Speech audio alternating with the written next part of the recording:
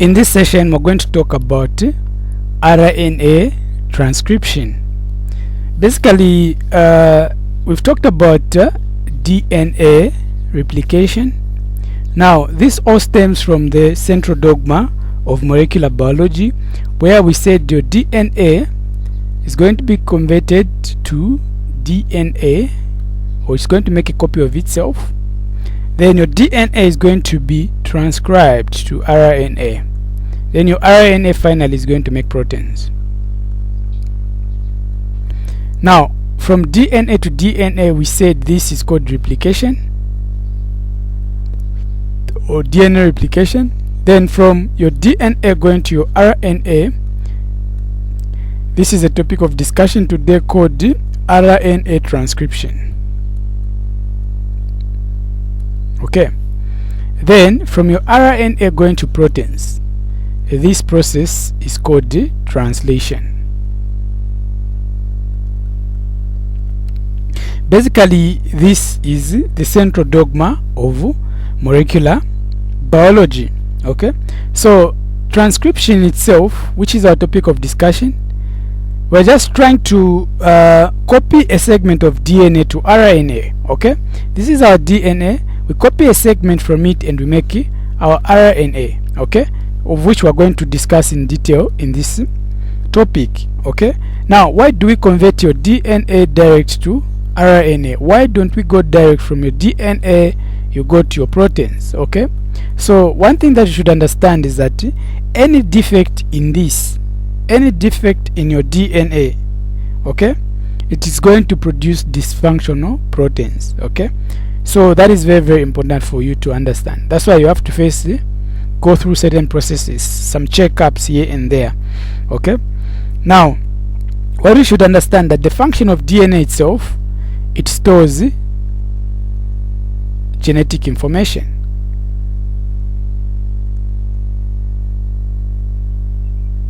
Okay, so that is very, very important for you to know. Since the DNA stores the genetic information and the RNA is coming to copy that part of the DNA, it is going to copy that and transmit. So therefore the function of your RNA is going to transmit the genetic information, the genetic material that it gets from your DNA to make proteins. Basically, that is the whole process. Now, what are we talking about? There are different types of RNA that you're supposed to understand.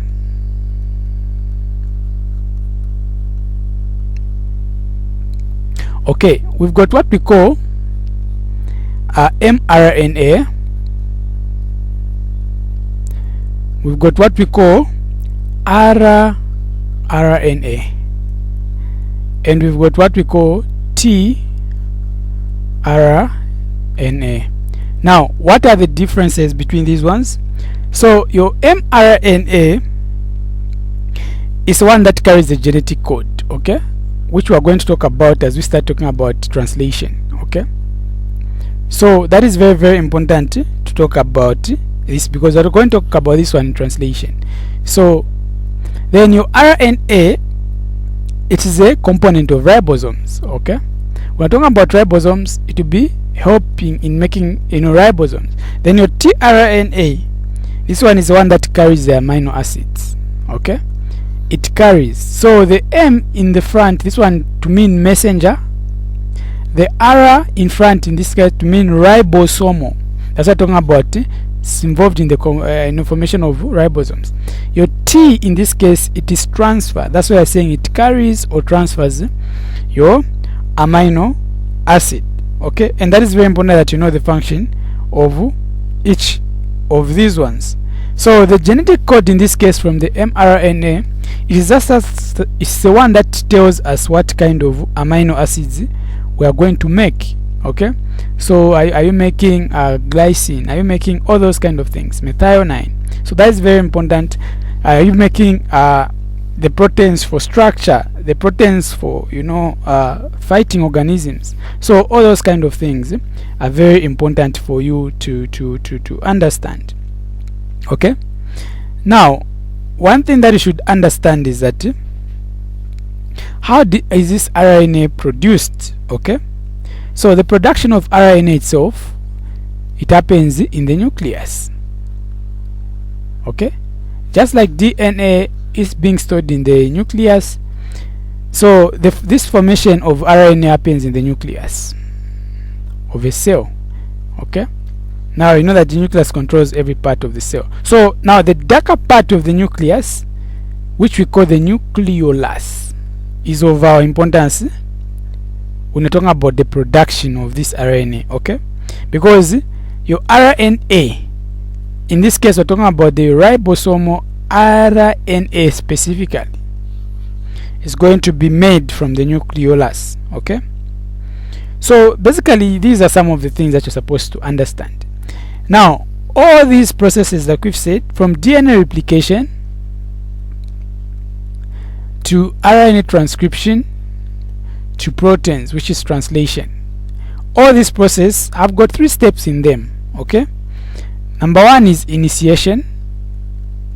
Initiation just means you're starting. Okay, number 2, that thing that you're making has to be elongated, so that is elongation. Elongation, in some other literature they also call it polymerization. Basically that.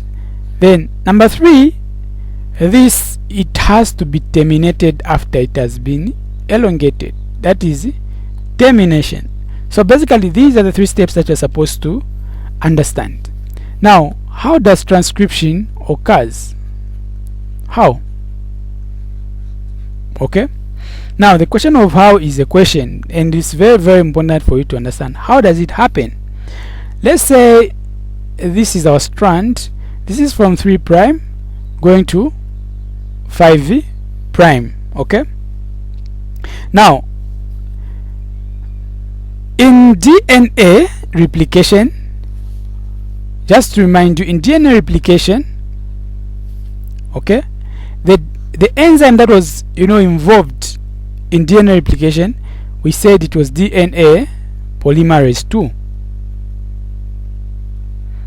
and you don't have to forget that part. However, when you come to transcription, since transcription we're talking about RNA transcription, you are going to be using RNA polymerase. Okay, that is very, very important for us to understand. Then the enzyme that was doing the separation in the DNA replication, we said was the helicase. Helicase was the one that was involved in separating those phosphodiester bond. However, when you come to RNA polymerase, or let me say in RNA transcription, what does this is the RNA polymerase itself. Okay, so it's going to do almost everything, although there are going to be other helps, but it's also going to be separating those things. Okay, so basically these are some of the things that you're supposed to understand. Now that we've talked about some of the the basics, trying to differentiate replication and transcription, what now happens? So you need of what we call an initiation factor. Okay, so an initiation factor is going to be here. Okay, let me call it IF. Okay, so this initiation factor, together with what we call a sigma factor,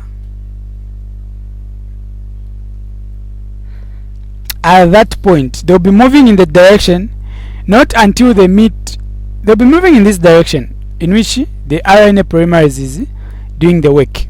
So until they meet what we call the promoter, let's say the promoter is here. Okay, so where the promoter is, that's where now you start reading your DNA. You start now making a copy from there. Okay, so this promoter, let me just write it. This is the promoter. Okay, so in transcription, what happens at the promoter? So this promoter is just a sequence of nucleotides. Now these nucleotides are thymine and adenine. Okay, so this sequence of nucleotides is what we call the Tata box. So once you find the Tata box, then you are good. Now why are we finding the Tata box? You know that in terms of the Chargaff's rules, adenine pairs with thymine and they have a double bond, okay, of hydrogen bonds there. Then guanine pairs with cytosine and they've got a triple bond. Now the question that I would ask is, which one is easier, to separate 2 bonds or 3 bonds? You've guessed right, it is very easy to separate the 2 bonds. That's why we have the Tata box, and the Tata box in this case has to mean that you have a lot of thymines, adenine, a lot of them, okay, because those are the ones that are easier to separate. So basically that is it. Once you now find the promoter, what now happens? Okay, so the RNA polymerase and the initiation factor now are now going to join now, because the RNA polymerase is going this direction, even the initiation factor is also going that direction until they meet the promoter. Once they find that, they're now going to join. Okay, so and once they join, what is now going to happen? Immediately that happens, now the strand is separated by the RNA polymerase and initiation is done. That is just the first part. Initiation is now done. Now let me make something clear here. So we've said okay,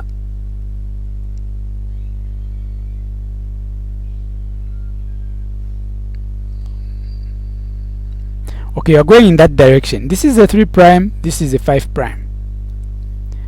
Then you're going to also have another strand. This is, let's say this is a 5 prime, this is a 3 prime. Now I have to mention something very clear. So yes, the RNA has found the promoter and initiation has stopped, because that it has started. Actually that's when initiation is done. Now you want to now start elongating. So before you start elongating, one thing that I should make mention is that in DNA replication,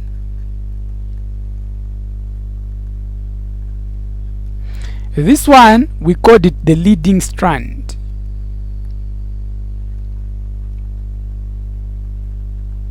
Okay, this one is called the leading strand. But when you come in RNA transcription, it has a different name. Okay, so this same strand in RNA transcription is called the antisense or antisense. Okay, antisense strand. It is also called the template strand.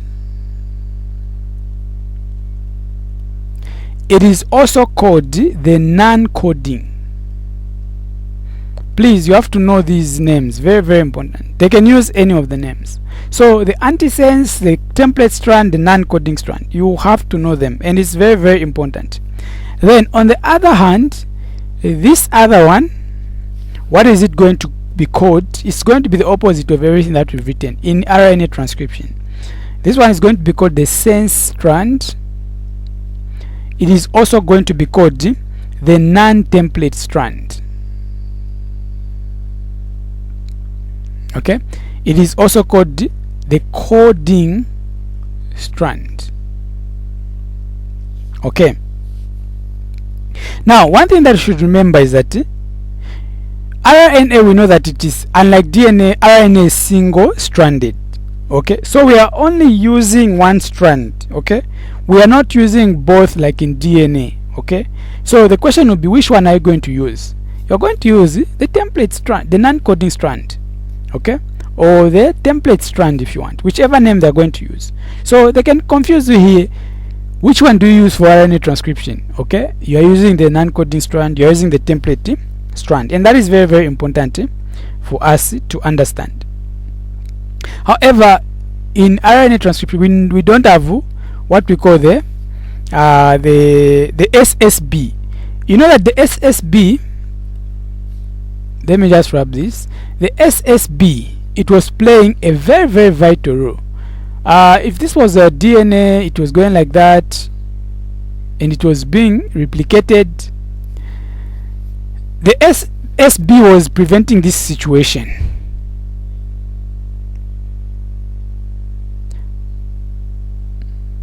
Okay, it was preventing this situation where you've already worked on this area, then after that it has called itself back. It was preventing that. Okay, however, when you come to RNA, this SSB is not there. Okay, we have no SSB in this process. Okay, so in this case you are going to have a bubble. Okay, so this is what we are calling the bubble in transcription. Okay, you're going to have something like that, looks like a bubble, because these ones are also coiling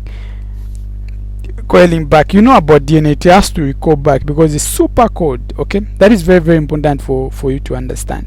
So when that is happening, and the process will be happening like that. Okay, so basically this is what you're supposed to understand. Now, what are you supposed to understand? Let's say now you have your template strand. You know that template strand moves from 3' to 5'.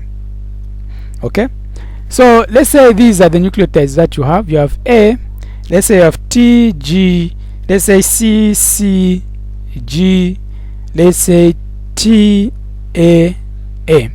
Okay, now of the 3 types of RNAs that we've talked about, your mRNA, which is the messenger, okay, your mRNA is going to come, and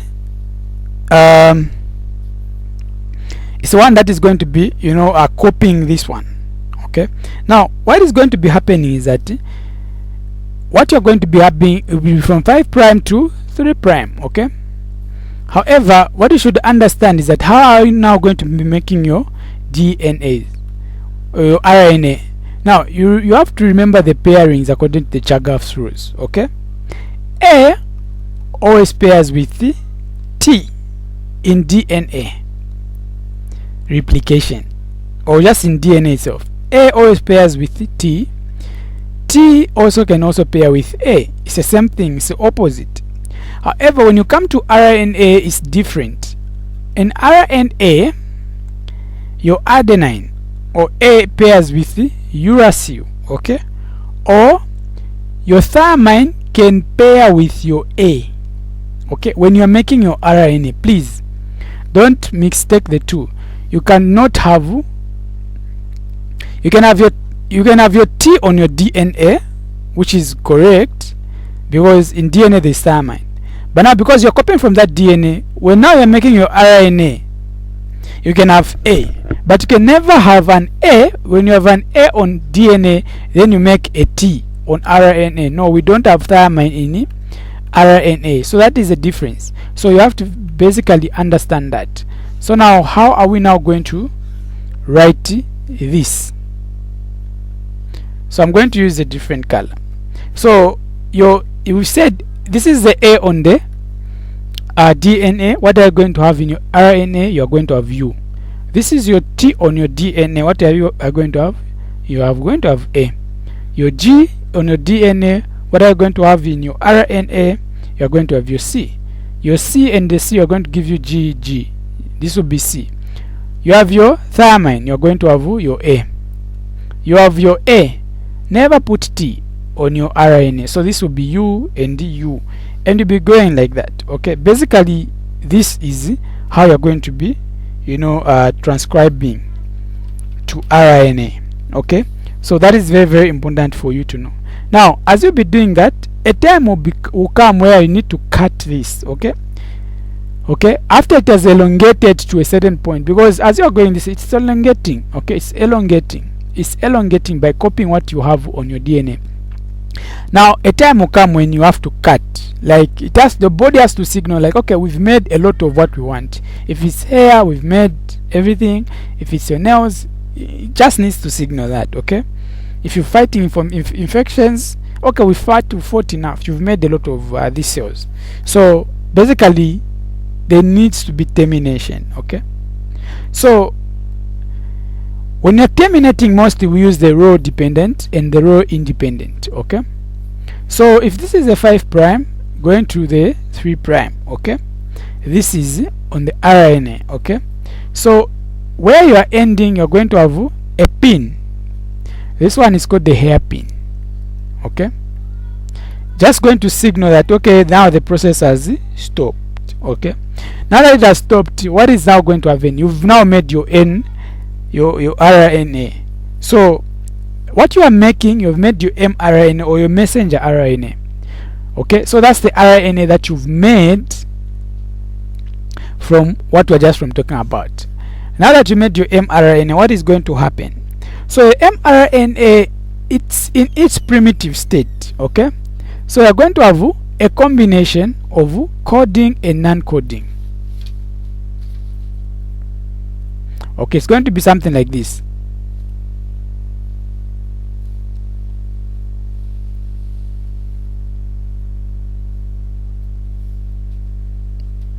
Okay, that is what we have as the mRNA that we've made from the DNA. So we're saying this is mRNA.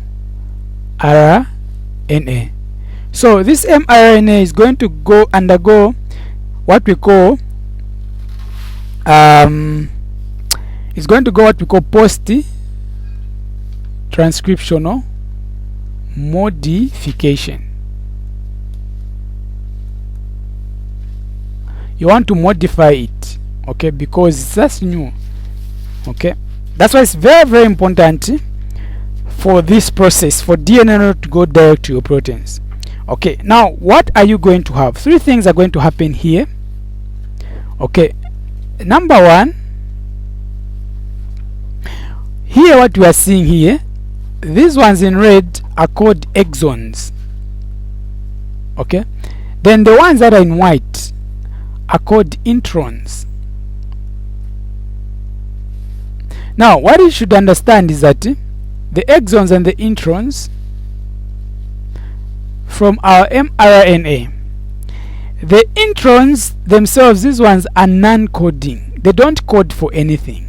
Okay, on the other hand, the other one, the exons will be coding for something. Okay, therefore you would want to remove the introns which do not code for anything. Okay, and when you remove the introns and now connect what you have, only what remains now, you're going to just remain with the red strand. There you would have removed the introns. Now that you've removed the introns, this process is what we call splicing.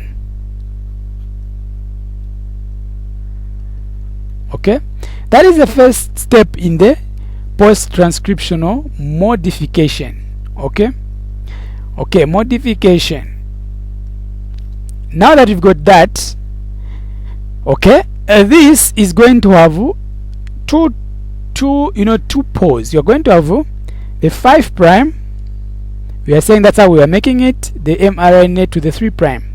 Okay, so if this is what you have, the 5 prime in this case, this one is called the head. The 3 prime on the other side is called the tail. Okay, since this is what you have, another process is going to happen. Okay, this process, to the head you're going to do something, to the tail you're going to do something. Now what you do to the 5 prime head, you're going to add, because you're trying to protect our ends. Okay, you're going to add a guanosine. Okay, so when you add the guanosine, because you're adding at position at the 5 prime, this is called the 5 prime guanosine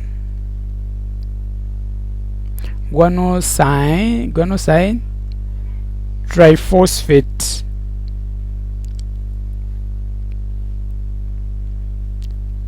Okay, so we're going to add a 5 prime guanosine triphosphate. So we're going to add the guanosine triphosphate on the 5 prime. That's why it's called 5 prime guanosine triphosphate. This process is called capping. Okay.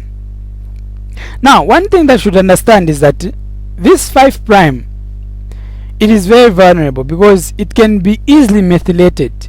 You can easily put a methyl group on the 5 prime. Okay. So on it is easily methylated.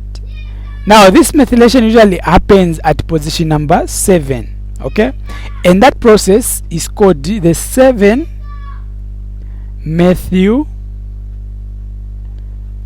guanosine triphosphate.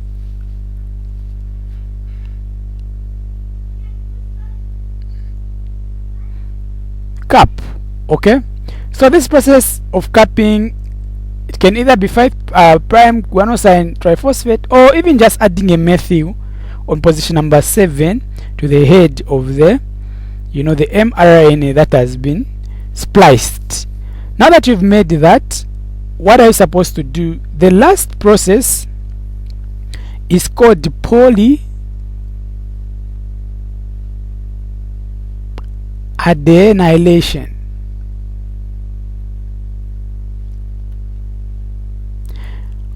Now this is polyadenylation of the 3 prime. Now poly, we know that it is a lot. Adenylation, it means we're just adding a lot of adenines on the 3 prime. We've already dealt with the head, now we're dealing with the tail. So now what is going to happen on the tail? You're going to add a lot of adenines. Okay, so when you add a lot of those adenines, it will now be called a poly tail. Okay, basically you're going to add about 200 to 250 adenines to the 3 prime end. That's why it's called polyadenine. You're adding a lot of them. So basically you've made your mRNA, you've modified it, and this is how you completely modify your mRNA before it is translated to proteins. And this process is very, very important. Okay, that's why it's not missed when you're talking about converting DNA to proteins, of which you are not going to do it directly. You have to first undergo through this process of RNA transcription. So this is where we're going to end from today. Thank you, and see you in the other sessions.